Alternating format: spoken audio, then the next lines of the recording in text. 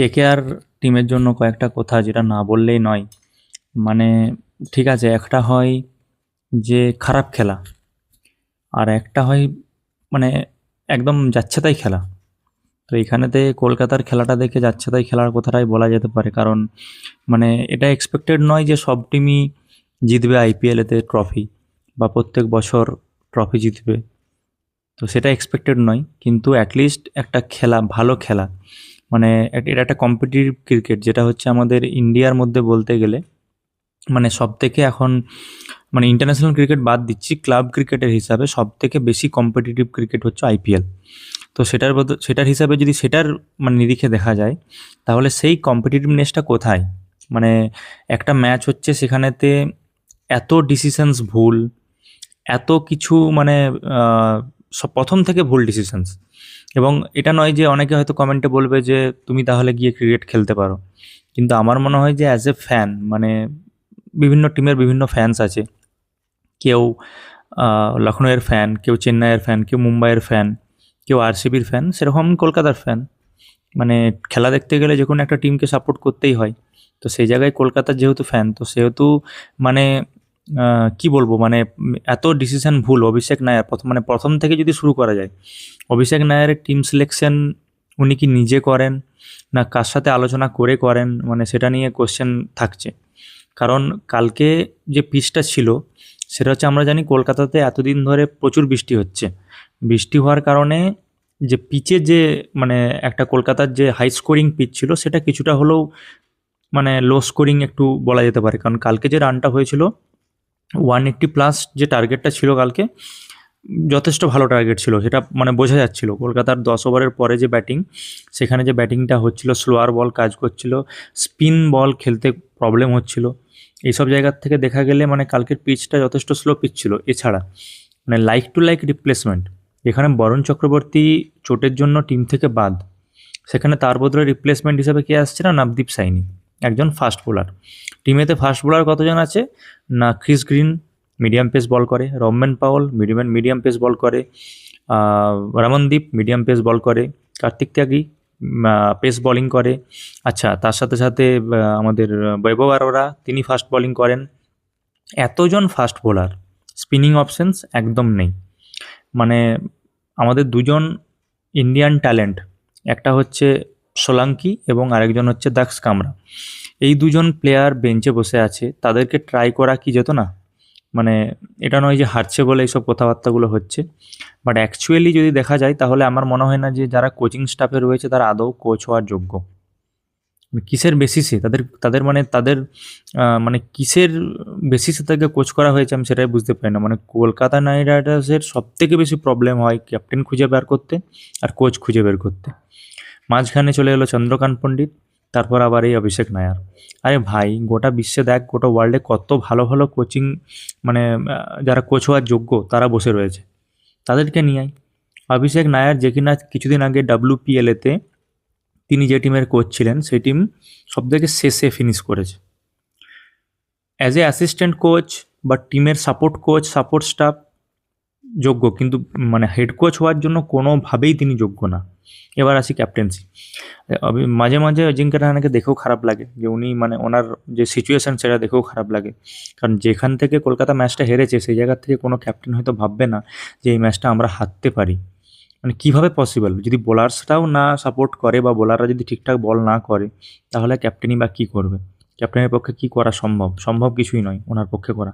But still ওনার অনেক কিছু ভুলও হয়, ভুল ডিসিশন হয়, কারণ তিনি অ্যাকচুয়ালি কোনো মানে কি বলবো, IPL captain material non.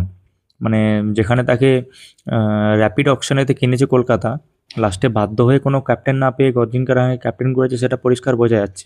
But যে ডিসিশন মেকিংগুলো তিনি আইপিএলের মতন নন, এর জন্যই হয়তো তিনি সেভাবে সফল হতে পারেননি। আর সেটার মানে একটা বড় উদাহরণ যেটা হচ্ছে 19তম ওভারেতে তিনি ক্যামেরন গ্রিনকে বলটা দিলেন।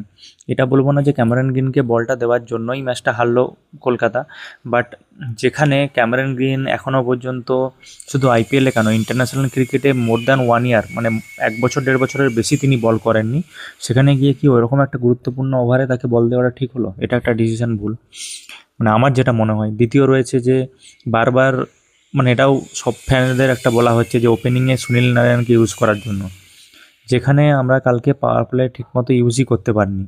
প্রথমে ফিনল্যান্ডের উইকেটটা পড়ে যাওয়ার পর পরিষ্কারভাবে রঘুবংশী এবং রাহানেকে স্ট্রাগল করতে দেখা যায় পাওয়ার প্লের মধ্যে। তো সেখানে কেন সুনীল নারায়ণকে খেলাচ্ছেন না? সুনীল নারায়ণ তো you miss or you hit, এরকম একজন প্লেয়ার। তিনি তো বল নষ্ট করবেন না, তিনি তো ওপেনিংয়ে নেমে বল খাবেন না। যে কোনো ধরনের পিচ হোক না কেন, যত স্লো পিচই হোক না কেন, তিনি আইদার বড় স্কোর করে আসবেন এবং নয়তো তিনি তাড়াতাড়ি আউট হয়ে যাবেন। এরকম নয় যে দাঁড়িয়ে থেকে পিচে বল খাবেন। তাকে ইউজ করা হচ্ছে না। মানে এই যে ডিসিশনগুলো কারা নিচ্ছে, কীভাবে নিচ্ছে, এটা মানে বোঝা মুশকিল হয়ে যাচ্ছে। এটাই হয়ে যায় যে মানে একটা মানে অ্যাকচুয়াল যিনি কোচ আর এখন যিনি কোচ রয়েছেন আমাদের অভিষেক নায়ার, তাদের ডিসিশন মেকিংয়ের বড় পার্থক্য।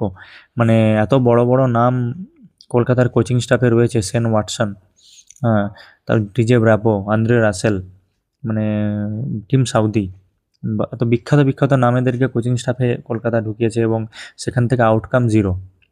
মানে এটুকুই এক্সপেক্টেড যে বলবো যে ঠিক আছে চলো সিজন খারাপ, মানে ডেথ বোলিংয়ের প্রবলেম রয়েছে, কারণ কলকাতার তো ডেথ বোলার্স যেগুলোকে নেওয়া হয়েছিল পেস বোলার অকশনেতে, তারা কেউই আসেনি বা তারা আইপিএলে খেলতে পাচ্ছেন না। তার মধ্যে পাতি রানা বা আমাদের মুস্তাফিজুর, এই দুজন প্লেয়ার, তো তারা খেলতে পারছে না। ঠিক আছে, ডেথ বোলিং সমস্যা রয়েছে, কিন্তু অ্যাটলিস্ট আমার মনে হয় যেগুলো জেতা ম্যাচ, এই ম্যাচটা যদি একটা সেরকম কোনো ব্যাটসম্যান যেমন ঋষভ পান্ত, নিকোলাস পুরান, এই টাইপের কোনো ব্যাটসম্যান যদি ক্রিজে থাকতেন তাহলে মানতাম চলো ঠিক আছে যে তিনি ম্যাচটা জিতিয়েছেন, একটা ভালো ব্যাটসম্যান। একটা টেল এন্ডারকে নিয়ে মুকুল তিনি ম্যাচটা জিতিয়ে দিলেন। ঠিক আছে, মুকুল খুব ভালো ব্যাটসম্যান অলোকে, বাট এখানেই তো মানে পরিচয়টা পাওয়া যাবে যে তোমার ক্যাপ্টেন্সি কতটা বুদ্ধিমত্তা রয়েছে বা তুমি কীভাবে টিমটাকে ম্যানেজ করছো। যেখানে টেল এন্ডার যদি স্ট্রাইকে যায় সে ডট বল খাবেই, কিন্তু টেল এন্ডারকে স্ট্রাইকই মানে তাকে স্ট্রাইকে গেলই না, মুকুল একাই ব্যাটিং করে গেল লাস্ট 3 ওভার। তো সেই জায়গা থেকে দাঁড়িয়ে বাজে ডিসিশানস হচ্ছে। আর 2 নম্বর হচ্ছে যে কলকাতা, আমি জানি না সুনীল নারায়ণকে কেন ডেথ বোলিংয়ে ইউজ করছে না।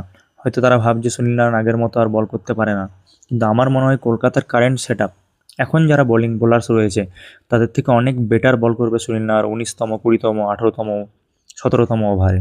তো এই জিনিসটা কলকাতা ম্যানেজমেন্টের দেখা উচিত।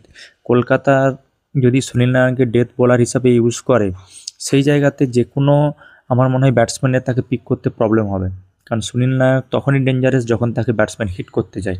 সুনীল নারায়ণকে যদি কোনো প্লেয়ার দেখে শুনে খেলে, ধরে খেলে, তাহলে সুনীল নারায়ণ মার খায়। কিন্তু সুনীল নারায়ণকে যদি কেউ মানে হিট করতে চায় জোরে জোরে, সেক্ষেত্রে সুনীল নারায়ণ খুব ডেঞ্জারাস বোলার হয়ে যায়। তো এই জিনিসটা কলকাতার মাথায় রাখা দরকার।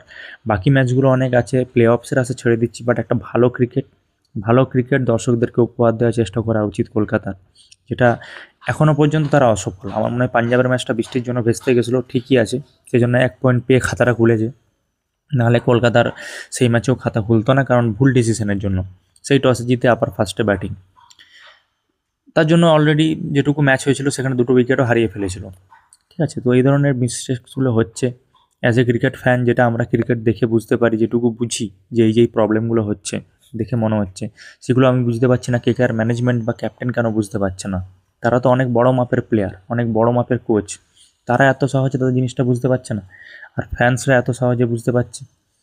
যেটা ফ্যান্সরা বলবে সেটাই করতে হবে তার কোনো মানে নেই, কিন্তু যেটা অ্যাকচুয়ালি ঠিক মনে হয় আমার মনে হয় সেটা করা উচিত। এটা যদি করে অ্যাটলিস্ট কয়েকটা ম্যাচ কলকাতা জিততে পারবে।